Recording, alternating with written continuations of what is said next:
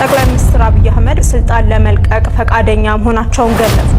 ክቡር ጠቅላይ ሚኒስትሩ ስልጣን ለቃለሁ ብለዋል። ታቦት ጠረጴዛ ነው አልደግፈም ሲል የተናገረው ክቡራት ቤተሰቦቻችን፣ ውድ ኦርቶዶክሳውያን ኢትዮጵያውያን፣ ኤርትራውያን እንዴት አላችሁ? እንዴት ቆያችሁ? እንዴት ሰነበታችሁ? ሰላማችሁ ብዝት ይበል። ይህ ያሮስ ነው። ያሮስን ሰብስክራይብ ካደረጋችሁ፣ ያሮስን ላይክ ካደረጋችሁ፣ ሼር ካደረጋችሁ ብዙ መረጃዎችን የምታገኙ ይሆናል። ሁልጊዜ እንደምንለው መረጃውን እጅግ በደንብ አድርጋችሁ አዳርሱልን፣ ላይክ ሼር አድርጉልን፣ ብዙ ሐሳቦችን በየዕለቱ ስለምታገኙ። ዛሬ እንግዲህ ብዙ ሐሳቦችን በዋነኝነት እናነሳለን። ልዩ ትኩረት የሚሰጣቸው ጉዳዮችም ከእጃችን ገብቷል። በስፋት የምናነሳቸው አበይት ጉዳዮች አሉ። ከነዛ መካከል እንግዲህ የመጀመሪያው መረጃ ከማድረግ የሚጀምረው በጣም አነታራኪ የሆነ ጉዳዮች የነበሩበት ጊዜ እንደነበር እናስታውሳለን። የዓለማየሁ ዋሴ ሼቴን ጀምር ራሴ ዓለማየሁ ዋሴ ሼቴ በአንድ ወቅት ንግግራቸው እኔ ሰባኪ ነበርኩኝ እሰብክ ነበር አሉና አሁን ግን አቆሚያለሁ ብለው ተናገሩ። ያለ አቅማችን ሰይጣንን እያበሳጨን ያለን ፓስተር ኡስታዝ ሰባኪ ሆነን ካለን እስኪ እንተው ለተወሰነ ጊዜ ብለዋል። ያው አሁን ያለንበት ሰይጣንን የማበሳጨት ስራ ላይ ስለሆነ ሰባኪዎቻችን በአውደ ምሕረት፣ ፓስተሮች በአዳራሽ፣ ኡስታዞች በመስጂድ ወይ ሌሎችም በያሉበት እውነትና እውነትን ስለ እግዚአብሔር ስለ ፈጣሪያቸው ሳይሆን የምንሰብከው የሰበክን ያለነው ስለ ምድራዊ ሐሴት ስለምናገኘው ነገር ስለሚሞላልን ነገር ስለሚመጣልን ክብር ስንል የፈጣሪን ቃል ትተን ዓለማዊነትን የምንሰብክና ዓለማዊ ህይወትን ብቻ የምንኖርና የምንሰብክ ስለሆን እንደው እስቲ ምን አለ አረፍ ብንል ብለው በአንድ ወቅት ተናግረዋል። ለሃይማኖት ሰዎች ያስተላለፉት ማለት ነው። ከደራሲ ዓለማየሁ ዋሴ ሼቴ ንካለ በተወሰነ ጊዜ እሰብክ ነበርና አሁን ትቼዋለሁ። ለአልተወሰነ ጊዜ ማለት ነው። ለምን ያላችሁ እንደሆነ የማልኖረውን ህይወት ያልገባኝን እውነት በመስበክ ህዝብንም ሀገርንም መበደል ስለማልፈልግ ትቼዋለሁ። እዚህ ውስጥ ሰባኪዎች ካላችሁ ፓስተሮች እና ኡስታዞች የተወሰነ ጊዜ ብንተወው ጥሩ ነው። ምክንያቱም ያላቅማችን ሰይጣንን ይባስ እያበሳጨን ሀገሪቱን ማቱ ስለከተትናት ማለት። በዚህ ንግግራቸው ካነሱት ሐሳቦች ማለት ነው ምንም የቀረን ነገር የለም፣ ጽድቅ ብቻ ነው የቀረን እንጂ ያልሰራነው ኃጢአት የለም። እንደ ሂትለር ብዙ ጨፍጭፈን ገርለናል፣ እንደ ሙሶሎኒ አድርገናል፣ እንደ ይሁዳ ሸጠናል። ምን ያላደረግነው አለ? ምን እኛ ያላደረግነው ያልተደረገ በሀገራችን ኢትዮጵያ የለም። ቢቀረን የቀረናውን ጽድቅ ብቻ ነው። ቢያንስ ወደሱ እንኳን እንድረስ ብለው ሐዘን ያለበት የውስጥ እንባ ነው ያነቡት። የውስጣቸውን ሐሳብ ነው የተናገሩት። ሐዘን ያለበት ሲታይ ግን ሐዘን ያለበት አይመስልም። እና መምራችን ደራሲ ዓለማየሁ ዋሴ ያስተላለፉት ምንም እንኳን የቆየ ቢሆንም አሁንም ያ እውነት ያቃጨለ ዛሬም እያበበ ይገኛል። ሰባኪ ወንጌል ሆነን አውደ ምሕረቱን ከያዝ ስለኛ ቤት እናወራና ነጠላ ለብሰን አውደ ምሕረት ከቆምን ነፍሳትን ወደ ቅዱስ ምስጢር የማናቀርብ ከሆነ እውነትን እውነት ብለን የማንሰብክ ከሆነ ከእውነት ፊት ስለ እውነት የማንቆም ከሆነ እውነት የሆነ ክርስቶስ በወቅቱ መጥቶ ይፈርድብናል። በጊዜው መጥቶ ይጠይቀናል። ስለዚህ የምንቀብረው መክሊት ነገ የሚያስከፍለን ዋጋ የሚያስከፍለን እንዳይሆን እውነትና እውነት ብቻ እየሰበክን እንድንኖር ለመግለጥ እወዳለሁ። ወደ አንድ ከሰሞኑ በዚህ 2-3 ቀን ውስጥ አነጋጋሪ ወደ ሆነ ቪዲዮ እናምራ። ክቡር ጠቅላይ ሚኒስትሩ እለቃለሁ ብለዋል የሚል ባክግራውንዱ እንደ አባይ ቲቪ ነገር አድርገው አንድ ዘገባ ሲዘገብ ነበር። ዘመኑ የኤአይ ዘመን ነው። ዘመኑ የቴክኖሎጂ ዘመን ነው። ያልነበረ ዜና ሆኗል ተብሎ ተፈጥሯል። ዜናውን እንከታተልና እንተንተን ነው አይሻልም? እንዲህ ይላል ዜናው። አንድ ሁለት ቦታ ነው እንደውም የተሰራው ብሩክ ኒውስንም ጨምረውበታል። እንከታተል። ጠቅላይ ሚኒስትር አብይ አህመድ ስልጣን ለመልቀቅ ፈቃደኛ መሆናቸውን ገለጹ። ጠቅላይ ሚኒስትር አብይ አህመድ በቴሌቪዥን ቀርበው ባደረጉት ንግግር የሀገሪቱ ጦር ኃይል ወደ ዲሞክራሲ ለምታደርገው ሽግግር እንቅፋት እንደማይሆንና ምርጫ እንዲደረግ ወስኖ እየሰራ ነው ብለዋል። ነገር ግን ሀገሪቱ ውስጥ ምርጫ ስለሚደረግበት እንዲሁም ጦር ኃይሉ ስልጣን ስለሚያስረክብበት ሂደት የጊዜ ሰሌዳ ምንም እንዳላሉ ተገልጿል። መላው የሀገሬ ህዝቦች ተጋጭተን አይተነዋል፣ ተዋክተን አይተነዋል። አንዳችን ሌላችንን ለማስገበር ሞክረን አይተነዋል። ሁሉም አከሰረን እንጂ አላተረፈንም። ጠቅላይ ሚኒስትር አብይ አህመድ ስልጣን ለመልቀቅ ፈቃደኛ መሆናቸውን ገለጹ። ጠቅላይ ሚኒስትር አብይ አህመድ በ39ኛው የምስራቅ አፍሪካ የልማት በየነ መንግስታት ኢጋድ ልዩ የመሪዎች ጉባኤ ላይ ለመሳተፍ የኬንያ ዋና ከተማ ናይሮቢ መግባታቸውን የጠቅላይ ሚኒስትር ጽህፈት ቤት አስታውቋል። አሁን ይሄን ዜና በተወሰነ እንተንት ነው ዜናውን እንደምትከታተሉት የተቆራረጡ ነገሮች አሉት። ያልተገጣጠሙትን አገጣጥሞ ወይ ደግሞ በወቅቱ ያልተባለውን ብለዋል ተብሎ የተሰሩ ዜናዎች ናቸው ወይም ዘገባዎች ናቸው። ሰው እንዲያምን ደግሞ የአባይን ቲቪ ተጠቅመዋል። የአባይ ቲቪ ተጠቅመዋል። ማህበራዊ ሚዲያ ላይ በጣም በ100 ሺህ 200 ሺህ በሚሊዮን ቤት ነው እይታው። ዜናው ሐሰት ነው፣ ትክክል አይደለም። የኢጋድ ስብሰባም በዚህ ሰሞን የለም። አንደኛው። ሁለተኛው ግን በደንብ አድርጋችሁ ቪዲዮዎችን ለማየት ከመኮራችሁ የተገጣጠሙ ቪዲዮዎች ናቸው ወይም ደግሞ የተቆራረጡ ቪዲዮዎችን አንድ ላይ የገጣጠሙ የሰሩት የፌክ ኒውስ የዲፕ ፌክ የሚባለው ማለት ፌክ ኒውስ ነው ወይም ሐሰተኛ መረጃ ነው። ሐሰተኛ መረጃነቱን ደግሞ በደንብ የሚያስረግጠው ደግሞ ብሩክ ኒውስ እንደሰራው አስመስለው የሰሩት እሱ ደግሞ ላስጀምጣችሁ።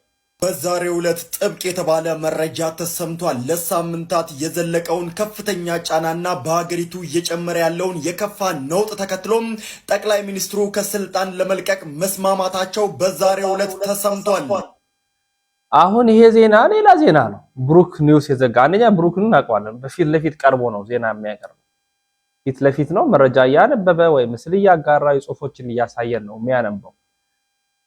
ድምጹን ወስደው ይሄኛውን ቪዲዮ ከፊት ለፊት አድርገው ስልጣንን ለቃለው ብለዋል በሚል አቀረቡና ሐሰተኛ የሆነ መረጃን አንዳንዴ እውነት አስመስለው ሲቀርብ ብዙ ኮሜንቶች፣ ብዙ አስተያየቶች፣ ብዙ ላይኮች ነበሩት። ይሄ መረጃና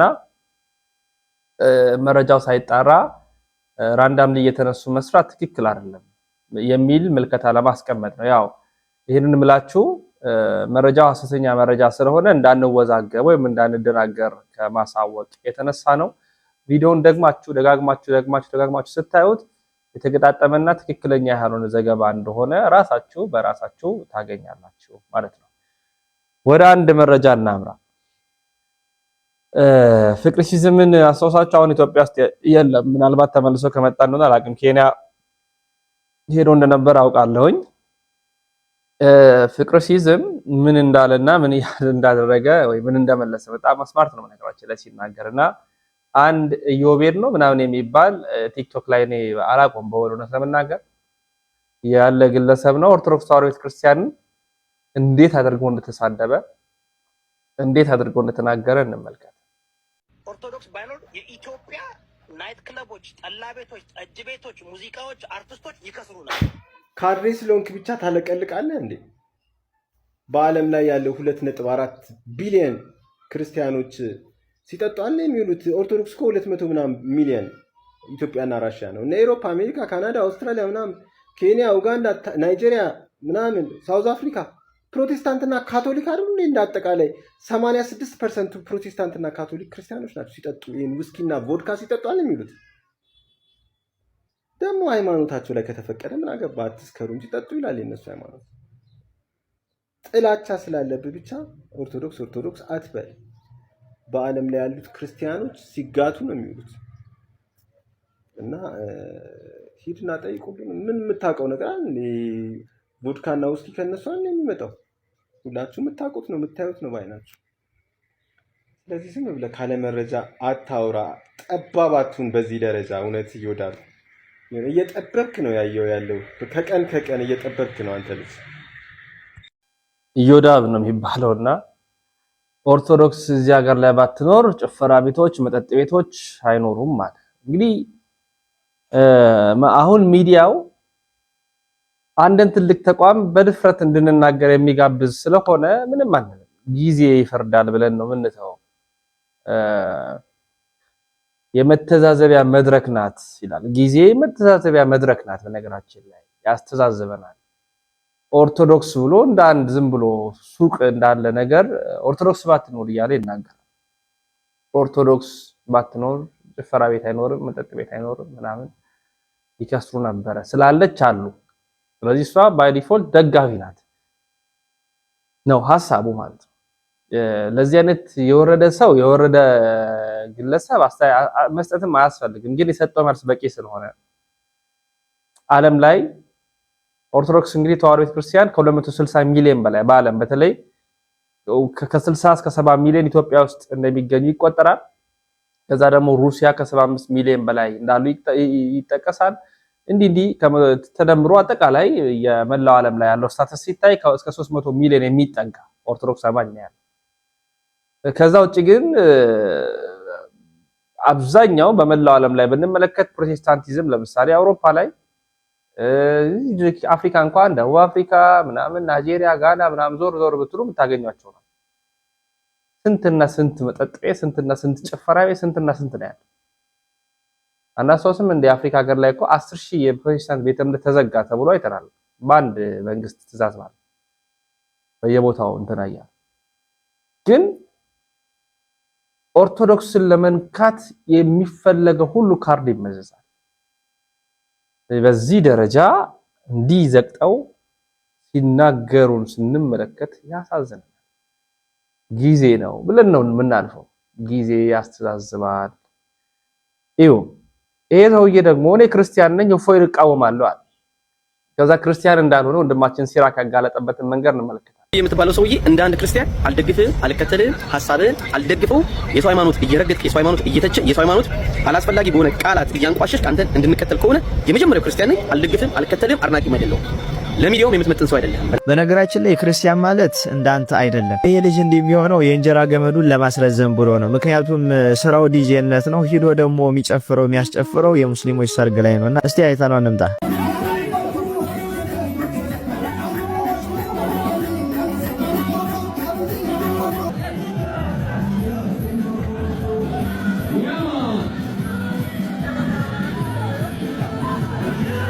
እና በዚህ ልክ በነፍሱ ተወራርዶ በሀገር ውስጥ ስደተኛ ሆኖ ተደብቆ እየኖረ ለሃይማኖቱ ሲል ዋጋ እየከፈለ ያለ ልጅ ብድግ ብለህ አንተ ደገፍከው፣ ነቀፍከው፣ አየኸው አላየኸው ምን ይጎልበታል? ሁለተኛ ነገር አንተ የእንጀራን ገመድ ለማስረዘም እፎይም ብነቅፈው ሌላ ነገ ስራ ይመጣልኛል እነሱ ያሰሩኛል ብለህ በዚህ ልክ ሚዲያ ላይ ወጥተህ ትንሽነትን ማሳየት አይጠበቅብህም ነበረ። ብትደግፈውም ባትደግፈውም ብነቅፈውም ባትነቅፈውም እኮ የሰርግ ሰው አይቀርብህም ነበረ። አንተ ግን ሆድን እየሞላ ደረትን እያቀለ የፈለግከውን እየበላ እየጠጣ እንደፈለክ እየዘፈንክ እንደፈለክ እየጨፈርክ እየኖርክ አንድ በህይወቱ ላይ ተወራርዶ ስለ ሃይማኖቱ ቆሞ ማንም የማይሰራውን ስራ እየሰራን ያለ ግለሰብ በዚህ ልክ አፍን ከፍተህ መናገር ያንተን ትንሽነት እንጂ የእሱን ትንሽነት አያሳይም። ምክንያቱም አንተ ለሃይማኖት ምን ዋጋ ከፍላል ብለህ ብትጠይቅ ምን አድርጊያለሁ ብለህ መመለስ አቅም አለ? ሂደህ በሙስሊሞች ሰርግ ላይ ተገኝቶ ዘፈን ከፍቶ ማስጨፈሩ ለሃይማኖት ዋጋ ነው ወይስ ደግሞ ለሃይማኖት ምን ሰርታል? እስቲ አንተ ባለ አቅም እንኳን። ስለዚህ ምንም ስለ ሃይማኖት ሳይገባ ኢየሱስ ክርስቶስ ሲሰደብ ኢየሱስ ክርስቶስ ላይ እንደፈለጉ አፋቸውን እየከፈቱ ሲያላግጡ እነሱን ሳትናገር ቁርአን እየከፈተ ቁርአኑ ላይ ያለውን ሲያነብላቸው ስድብ ከሆነ ስድቡ የመጣው ከሱ አንደበት ሲሆን ከቁርአኑ ላይ ነው ማለት ነው። ምክንያቱም ከራሱ አፍልቋ መንጭቶ ሲሳደብ ሰምተን አናውቅም። ምክንያቱም መጽሐፉን እየገለጠ መጽሐፉ ላይ ያለውን በሚገባቸው አማርኛ አስረዳቸው። ያ ደግሞ ለነሱ ስድብ ነው። ምክንያቱም እስከዛሬ ድረስ ይሄንን ክፍል ከቁርአን አንብቦ ይሄንን ክፍል አታንብቦ እየተባሉ ስለኖሩ ያላነበቡትን ገጽ ከፍቶ ስላስነበባቸው ስድብ ሆነባቸው። አለቀ እንጂ የሚሳደብም ሰው ሆኖ አይደለም። ሁለተኛዋ ነገር ግን እንዳንተ አይነት ክርስቲያኖች አደብ ልትይዙ ይገባልኝ። ምክንያቱም ከሃይማኖታችሁ ሆዳችሁ በልጦባችሁ ለሃይማኖታችሁ እዚህ ግባ የማይባል ዋጋ ሳትከፍሉ በነፍሳችሁ ተወራርደው ተደብቀው በአገራቸው ላይ ስደተኛ ሆኖ ለሃይማኖታቸው ዋጋ እየከፈሉ እየኖሩ ያሉ ሰዎችን በዚህ ልክ የምትናገሩ እዚህ ግባ የማትባሉ ክርስቲያንን የምትሉ ማይተብ ያሰራችሁ ግን ደግሞ ከግብሩ የሌላችሁበት ክርስቲያኖች አፋችሁን አደብ ብታስገዙት መልካም ነው። ምክንያቱም እናንተ ሆዳችሁ ከሞላ ደረታችሁ ከቀላ ቤተክርስቲያን ምንም ትሁን አትሁን ትቃጠል አትቃጠል ትሰደድ አትሰደድ አያገባችሁም እናንተ ላይ ካልደረሰ በስተቀር ማለት ነው። ስለዚህ ይሄንን ግለሰብ አትቀየሙት። ምክንያቱም የእንጀራ ገመዱን ለማስረዘም ከነሱ ወግኑ ገንዘብ ለማግኘት ይሄንን ያደረገ እንጂ የተናገረው ነገር እውነቱ ነው አይደለም ለማለት ነው። ኮፒ ሊንክ ሼር ፖስት እያደረጋችሁ አዳርሱት። ይቆያል። የሚያስጨፍረው ደግሞ አብዛኛው የሚሰራው የእስልምናን ሰርጎች አሁን እፎይን ስለተቃወመ ወይ አንተ እኮ የኛ ወገን አንተ የኛ ሰው ነህ ና የኔም ሰርግ ስራልኝ ይሉታል። ለሆዱ ሲል ለገንዘቡ ሲል ሃይማኖቱን የሸጠ ከሃዲ እኔ እፎይን አልደገፈም ምን አንድ ክርስቲያን ነኝ ምናምን ብሎ ተናገረ። ቀድሞ ነገር እንደዚህ አይነት ክርስትና በየጭፈራ ቤቱ እየሄዳችሁ በየጭፈራ ቤቱ እየገባችሁ ኦርቶዶክስን የምታሰደቡ ምናሰደብ ብዙዎች ነው። እኛ በመጠጣት አንታወቅ በመጨፈር አንታወቅ። የትኛውም መጽሐፍ ቅዱስ ክፍል ላይ በየትኛውም የአውደ ምሕረት ወንጌል ላይ አልተነገረም። ስብከት ላይ አልተነገረም።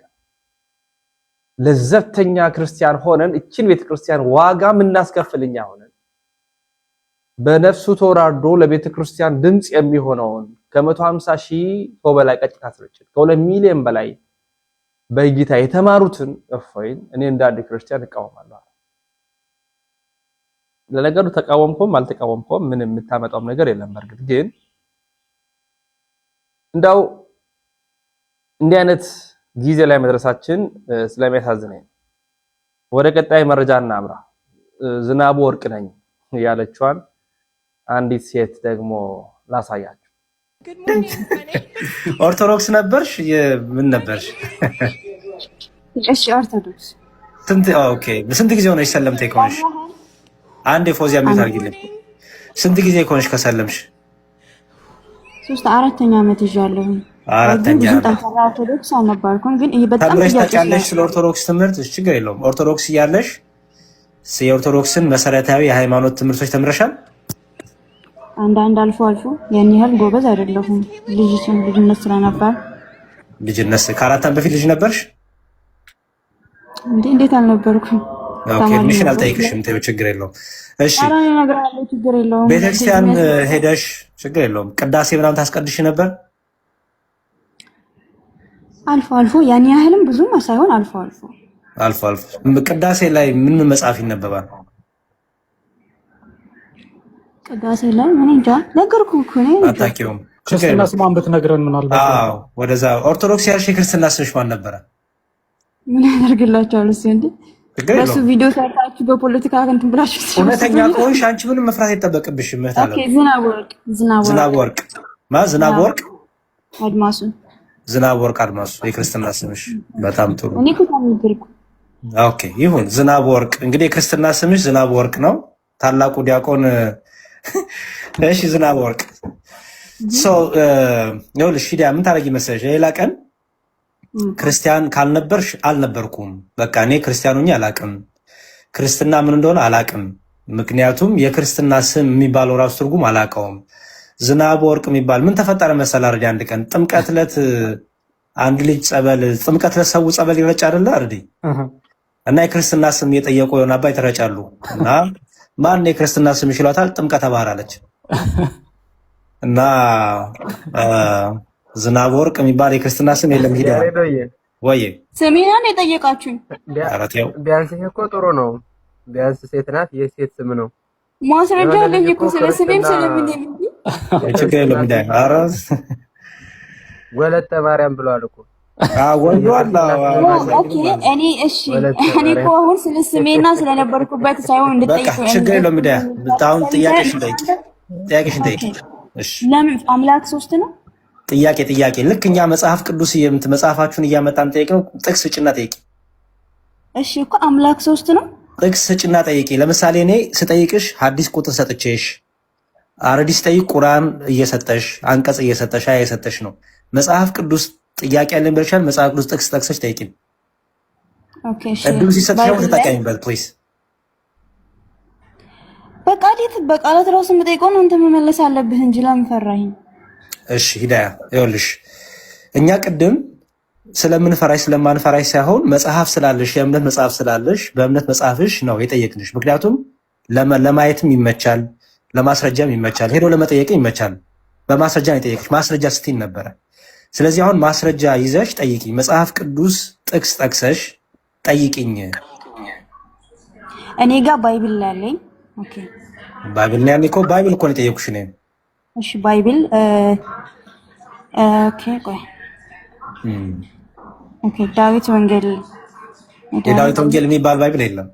አይ ቆይ ተረጋጋራ ባላ ነው ላንቺ ብዬ ነው የዳዊት ወንጌል የሚባል የለም ብዬ ነው። እንደ ዝናቧ እንዳውም ብዬ ነው እንደ ቅድሙ የዳዊት ወንጌል ደስ ይላል። ለነገሩ ዳዊት እኮ ወንጌል ሰብኳል። እንደዛ ማለት አይሆንም። ፈታማማ አይደለም እንደ ያራላልም ወይ ይታያ ምስኪና ነው ኮሜንት እያነበብሽ ነው። እሺ ማቲዎስ አሁን እኔ ላይክ አንድ ቆይ ጥያቄ እዚህ ጋር እንትን ይዤ ነበር። ለዛ ስልኬ ላይ ሰርች ያደረኩኝ ጠብቁኝ። እሺ ግዴለው እስከዛ ግን አምላክ ሶስት ነው የሚለውን ማወቅ ፈልጋለሁ። ለምንድን ነው አምላክ ሶስት የሆነው? ለምንድን ነው? ማስረጃ እየሰጠሽ ሂዳያ ፕሊዝ። አሁን አምላክ ሶስት ነው ስትይ ማስረጃ ካልን አምላክ ሶስት ነው። ቆይ ሂዳያ ፕሊዝ። የክርስትና ስሟ ዘነበ ወርቅ ነውና ተተዋወቀው። የዳዊት ወንጌልንም ያስተዋወቀች ዘነበ ወርቅንም ያስተዋወቀች። እኔ የሚገርመኝ አልሆንኩም በቃ አልሆንኩም ነው። ምንም እኮ አዲስ ነገር እኔ ኦርቶዶክስ ነበርኩት ለምን ትላላችሁ? አይደላችሁም። ቅዳሴ ላይ የሚነበበው መጽሐፍ ቅዳሴ ራሱ ምን እንደሆነ ክርስትና ስማችሁ አባታችሁ ነው እንኳን ጸሎት ማለት ይችላል። እኔ ኦርቶዶክስ ነበርኩ፣ ፕሮቴስታንት የሚገባው ሙስሊም የሚገባው ነበርኩ ይላል። አባታችሁ ነው እንኳን አያውቅም። ምን ሆናችሁ ነው ማለት በዚህ ደረጃ? ወይ አታቋት ወይ አታቁ። ከሄዳችሁ በኋላ እኔ እንደዚህ ነበርኩ አዋቂ ነበርኩ ምንም ብትፈተሹ እኮ እዚህ ግባ ማይባል እውቀት ያለ እዚህ ግባ ማይባል ማማተብ እንኳን ማይችል እኮ ነው። ማማተብ ኦርቶዶክስ ነኝ የሚለው ማለት አልነበርኩም በል አይደለሁም በል በራሳችሁ ተመኩ። ሳታቁ አትደንፉ እንትን አትበሉ። ነውርም ነው ደግሞ በጣም ነውር ነው። እግዚአብሔር ይስጣቸው ሚዲያ ላይ የወጡ ወንድሞቻችን ጥሩ መልሶችን ስለሚመልሱ በዚህ እንደሰታለን። በእውነት ታቦት ጠረጴዛ አይደለም ያሉትን መምህር አስታውሳችኋል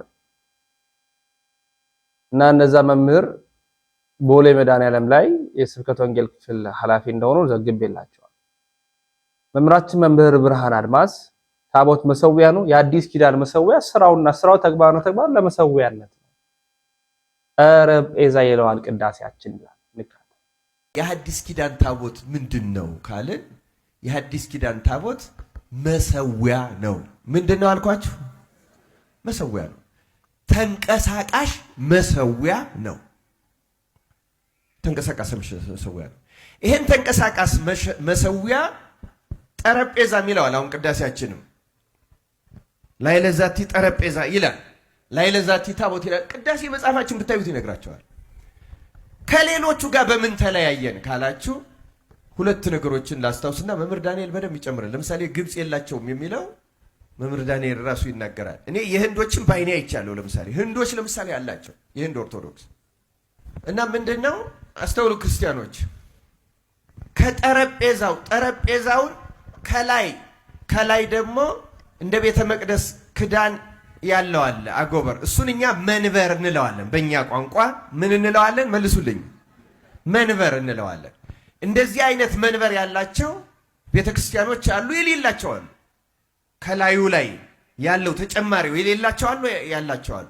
ለምሳሌ የህንዶችን አይቻለው፣ አላቸው። የግሪኮች አላቸው፣ ያለውም አላቸው፣ የሌለውም አላቸው። ሁለቱንም አይቻለው። እንደ ከማስታውሰው ነው። የግብጾችም ሁለቱም አይነት ያለ ይመስለኛል። የሌለውም አላቸው፣ ከላይ ላይ ያለውም አላቸው። ልክ እዛ ታዲያ መሰዊያው ላይ እኛ ታቦት የምንላትን ነገር ከመሰዊያው ወይም ከጠረጴዛው ከመንበሩ ላይ የተገጠመ የተሰፋ አይደለም።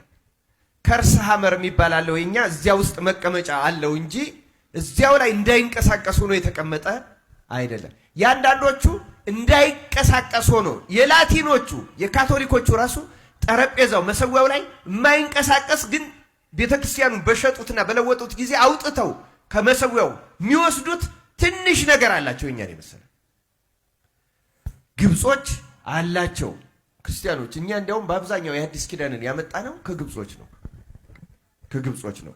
የብሉይ ኪዳን ታቦት አንዷ ያቺ ለእስራኤል የተሰጠችው እኛ ሀገር አክሱም ውስጥ አለች። ታውቃላችሁ አይደለም?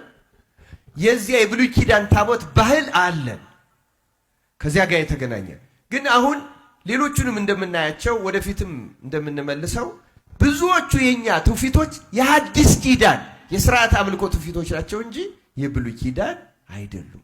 የብሉይ ኪዳንን ሥርዓት አንፈጽምም።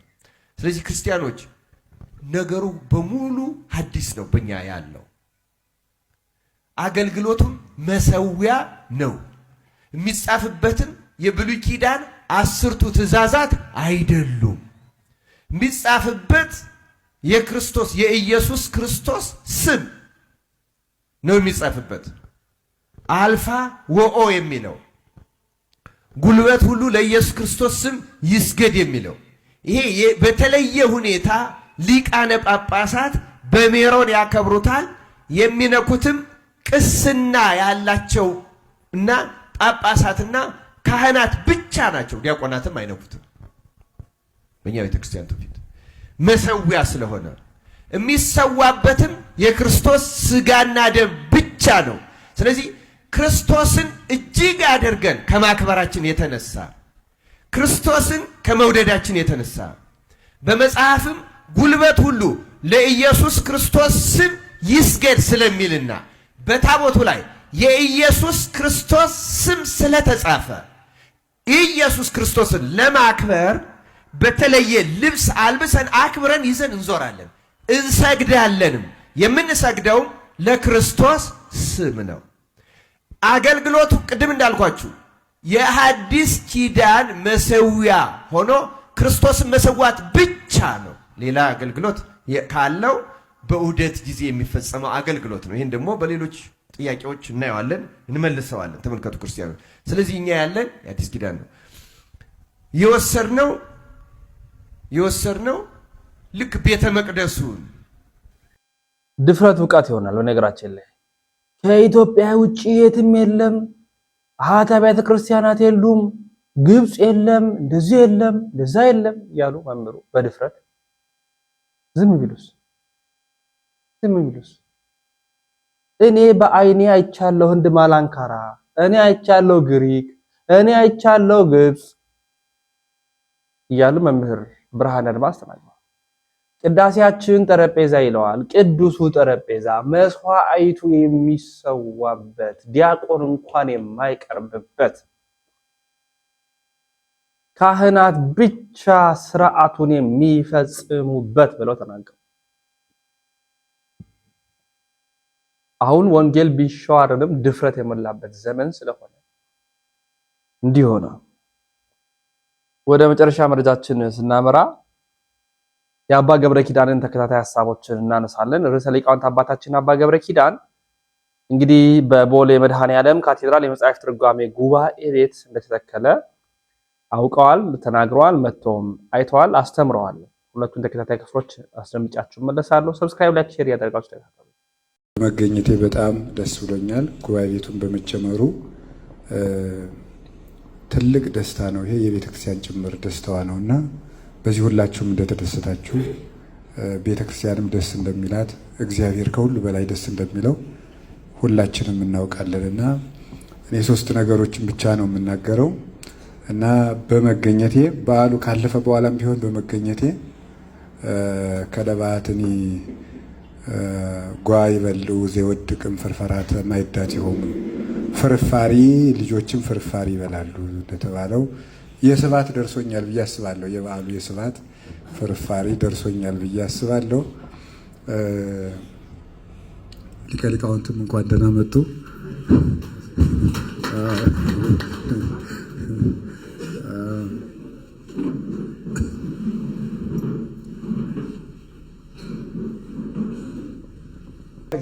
ቄስ አትጥሩ። እኔም አምላክን ቄስ አትጥሩ፣ ጥሩ አይደለም። እንደው ቄስ አትጥሩ። አያሳዝኗችሁም? እንደ እውነቴን ነው። 50 ዓመት 40 ዓመት መከራቸውን ጥረው ግረው ውሻ እየጮህባቸው ተምረው ሰዓታት ቁመው አድረው ማህሌት ቁመው አድረው መተው ከእናንተ እንደው አንድ ቀን እንጀራ በሉ ብላችሁ ታማላችሁ። ይሄው ቄሱ ሲጎርስ ይሄው እንትን ሲል በቲክቶክ እያወጣችሁ በፊት ምን ጉድ ናችሁ? እንደው እውነቴን ነው ማምላክ። የሰው ገመና እያወጣችሁ የእናንተን ገመና የሚያወጣ ይጥልባችኋል። እንዴት የሚበላን ሰው ቀርጾ ሰው እንዲህ በፍጹም ነውር ነው። ከኦርቶዶክስ አይጠበቅም። ሲለፋ ያደረ ቄስ ቢበላስ ነውር አይደለም እንዴ? ነውር እኮ ነው። ሰው በሆድ ይፈረድበታል። ደሞስ የምትመጻደቁ ለምንድን ነው? እግዚአብሔር ለጅብ የሚሰጠውን እንጀራ ለቄስ መስጠት አቅቶት መሰላችሁ? ትጸድቁ እንደሆነ ብሎ ነው እንጂ አህያን አብልቶ የሚያሰድር አምላክ፣ እባብን የሚመግብ አምላክ፣ ስቦ ውዱ ዘሳረረ ኩሉ ዓለም ባህቲ ቃል ብለው የሚጮሁለትን ወፎቹን እንዴት ይተዋቸዋል? ይሄ አለማወቅ ባይሆን የቄሱ አንዳንድ ችግር አለ። ከዚህ ያሉት አይደሉም እንጂ አይ የቄሱ አንዳንድ ችግር በተለይ አሉ ነው። እንግዲህ ይሄም አሉ ነው። አዲስ አበባ ምን ተይዟል አሉ። አይመከራይ ምንድነው? ግብረ ሰላም እናብላችሁ ሲባል የምግቡን አይነት ማጣራት ተገቢ አይደለም። አልዘረዝረውም። ይሄን የነገሩኝ አንድ እናት ናቸው። የዛሬ 4 ዓመት አዲሱ ሚካኤል አግኝተውኝ እናንተ ቀዝቃዛ ውሃ የሰጠ መንግስተ ሰማያትን ይወርሳል ብላችሁ ታስተምራላችሁ። አሁን በባለ 50 ቄሶችን ቀዝቃዛ ውሃ ቀድቼ ብጠራቸው ይመጣሉ ወይ አሉኝ። እናት አይገርማችሁ? እነዚህ ይመጣሉ። ስለዚህ አሁን እኔ የምነግራችሁ እና መርጦ ንስሐ ልጅ መያዝ፣ ድሃውን ንስሐ አባት አልሆንም ማለት፣ ሀብታሞችን ቶሎ ቶሎ እያገኙ የድሃውን ስልክ አለማንሳት። እንዲያው ድንገት ከተፈጠረ ሜቢ ነው። ድንገት ከተፈጠረ ነው። እስካሁን አያረጉትም። ድንገት ከተፈጠረ ይችን እናስተካክል፣ እኛም ይችን እናስተካክል፣ እናንተም አትፍረዱ። አብልታችሁ መፍረድ በጣም ከባድ እኮ ነው። አብርታ እያበላችሁ ቪዲዮ ማንሳት ሞኝ ናችሁ። እንዲህ አሁን እኔ አሁን መጥቼ ከእናንተ ቤት ስበላ ጉርስ ሳረግ ቪዲዮ ልትቀርጹኝ ነው? መነኩሴን እንዲያው ሲጸልይ ያነሱታል እንጂ ሲበላ የእኛ አባት ሲበላ ልትሉ ነው? የእኛ አባት ሲጸልይ በሉ እንጂ ነው እኮ ነው። ዘወር ነው ማለት ዘወር። እንዲሁም ልንገራችሁ፣ ሰማችሁኝ? ሰው ሲበላ አቅርባችሁ ዘወር በሉ። አይን አይቱት ይብላ፣ ሀራበው ይብላ። እኔ እውነቴን እኮ ነው። እንዴ እግዚአብሔር አብርሃምን ለማብላት ከሰማይ እንደወረደ አላያችሁ? አብርሃም እንዲበላ ብሎ እግዚአብሔር እየበላ እያጣበቀ እየጎረሰ እየመሰለ አብርሃም እግዚአብሔር ከበላማ እያለ እንዲበላ አብርሃም እንዲበላ። እኔ ካስተማሩኝ መምህሮቼ አንዱ ያየዋቸው ስማቸውን ስለማይፈልጉ ውዳሴ ከንቱ እንዳይሆንባቸው አልጠቅስም። አንድ ቦታ ሄደን ይጨመር እንጀራ አሉ። የእንታ ምነካቸው ብለን እኛ ደግሞ ይጨመር አረ በቃን ስንል አይን ያልበቃኝም ጨምሩ ብሎ ተጨመረ። ከተጨመረ በኋላ ለካ ሌላው ሆድ እንደቀረው አይተው ነው እንዲበላ ብለው ነው። እሳቸው ግን አልበሉ። ሰውን እንደዚህ አድርጎ ነው እንጂ ማሳደግ። ኦርቶዶክሳውያን እኮ ልክ አለን። ኦርቶዶክሳውያን ወርቆች ነን። ብናለቅስ ያምርብናል። ልቅሷችን ውብ ነው። ሰርጋችን ውብ ነው። ክርስትናችን የሰማይ ነው። ይሄንም እንደ ፈሪሳውያን መመጻደቁን እንትወው። ስለዚህ የእግዚአብሔር ቤተሰቦች ከካህናት ጋር አትጣሉ፣ ራሳችሁን ከእግዚአብሔር ጋር አስታርቁ። እንታረቅ። ቄስን ከእግዚአብሔር ጋር ሰውን ከእግዚአብሔር ጋር የሚያስታርቅ ቄስማ ብዙ ነው እንጂ ማምለክ 3 ክንድ ከስንዝር ቁመት ያለው ሰውዬ ጸልዮ ለምኖ ከፈጣሪው ጋር የሚያስታርቅ ከኢየሱስ ክርስቶስ ጋር የሚያገናኝ የክርስቶስን ስጋ በእጆቹ የሚፈትት ቡሩክ እኮ ነው ይሄ። አሁን ይህንን ቄስ ብፁዕ ነው ብለው ተርጉሞታል። የንስሐ አባት ብፁዕ ነው ሰውን ካስታረቀ ነው። ታዲያ ንስሐ ልጆቹን ከእግዚአብሔር ጋር ካስታረቀ አንድም ብለው ኃይለ ቃልን ከኃይለ ቃል የሚያስታርቁ መምህራን ብፁዓን ናቸው ይላል ቅዱስ ቄርሎስ ሲተረጉሙ። የተጣላ መጽሐፍ ቅዱስን የሚያስታርቁ ተጣልቶ የሚታያቸውን የመጽሐፍ ቅዱስ ኃይለ ቃል የሚያስታርቁ ብፁዓን ናቸው ይላል። ስለዚህ የእግዚአብሔር ቤተሰቦች የእግዚአብሔር ልጆች የሚባሉት ይሄን እርቅ የሚያደርጉ ናቸው። ብዙ ስለ እግዚአብሔር ልጅነት ላስተምር የፈለግኩት ብዙ ነበር፣ ይበቃኛል። በባለ 50 እስከ 6 ሰዓት ላጾማችሁ አልፈልግም። ስለዚህ መድኃኔ ዓለም የሚታረቅ ልብ ይስጠን፣ ታርቀን ደግሞ እሱ ይታረቀን፣ ይቅር ይበለን፣ በቃ ይበለን። መድኃኔ ዓለም ስለ ቅዱስ ተክለ ሃይማኖት ብሎ በኢትዮጵያ የሚፈሰውን የደም ጎርፍ ያቁምልን፣ ሰላም ያሳየን፣ የሰላም ብርሃን ይላክልን። በተዘጋ ቤት ላሉ ደቀ መዛሙርቱ የትንሣኤውን ብርሃንና ሰላም የሰጠ ጌታ ለሀገራችንም የፍቅር የሰላም የአንድነት ብርሃን ይላክልን። ስብሐት ለእግዚአብሔር። ይቆየን። ደስ ያሰኛል። የተወደዳችሁ ቤተሰቦቻችን የዛሬ መረጃዎቻችን ይህን ይመስላሉ። በአረብ ሀገር ለሚገኙ ትውልደ ኢትዮጵያውያን ኤርትራውያን የሞት ፍርዳቸውን ለሚጠብቁት እግዚአብሔር አምላክ ምሕረትን ይስጣቸው። የብፁዕ ቅዱስ ፓትርያርክ አባታችን መልእክት ድምጻቸው ተሰምቶ ምሕረት እንዲታወጅላቸው በሕይወተ ሥጋ እንዲኖሩ እንመኛለን። የእናቶቻቸውንም በጸሎትም እግዚአብሔር ይስማቸው እንላለን። በስደቷ ለምትገኙ እህቶቼ፣ ወንድሞቼ፣ እናቶቼ፣ አባቶቼ፣ ሕፃናትም ጭምር እናንተንም ባላችሁበት ሁሉ ይጠብቃችሁ። ያሮስ ነው ያሮስ እናንተም የኛም ነው። በየዕለቱ ኦርቶዶክሳዊ ሀገራዊ ዓለም አቀፋዊ መረጃዎችን እያቀረብኩላችሁ እገኛለሁ። እኔ ወንድማችሁ ልዑል መብራቱ ነኝ። ቤተሰብ ሁኑን፣ ሼር አድርጉን። ሰናይ ቆይታ